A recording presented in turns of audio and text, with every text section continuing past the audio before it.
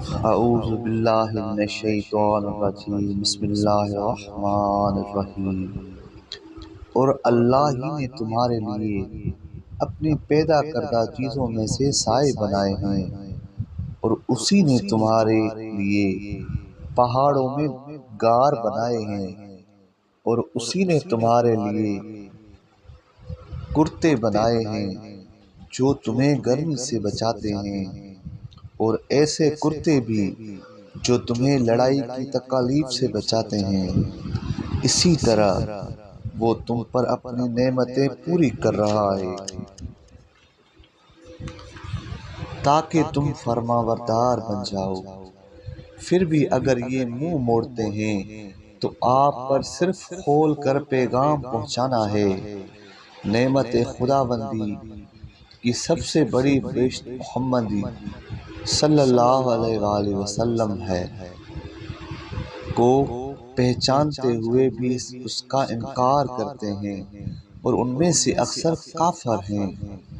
اور جس دن ہم پر امت میں سے گواہی کے لیے ایک پیغمبر کو لا کھڑا کریں گے، پھر کافروں کو نہ بولنے کی اجازت دی جائے گی اور نہ ان سے توبہ کرنے کو کہا جائے گا۔ اور جب ظالم عذاب کو دیکھیں گے تو پھر نہ ان سے وہ ہلکا کیا جائے گا اور نہ ان کو مہلت دی جائے گی۔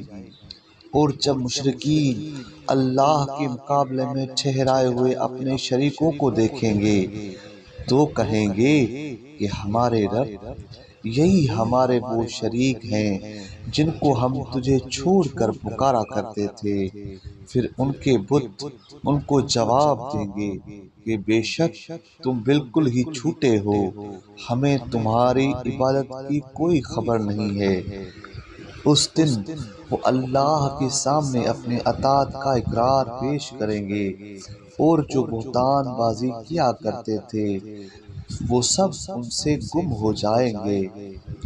جو اپنے رب کے کافر ہو گئے ہیں، انہوں نے دوسروں کو اللہ کی راہ سے روکا، ہم ان کو سانپوں اور بچھوؤں کے عذاب پر عذاب میں بڑھائیں گے کیونکہ وہ فساد کیا کرتے تھے۔ اور اے سید الرسل، یاد کیجئے اس دن کو جب ہم ہر امت پر ان میں سے ایک گواہ کھڑا کریں گے، اور اے سید الرسل، آپ کو ان گروہوں پر گواہ بنا کر لائیں گے۔ اور ہم نے آپ پر یہ کتاب قرآن نازل فرمائی ہے جس میں ہر چیز کے امر و نہی کا کافی و شافی بیان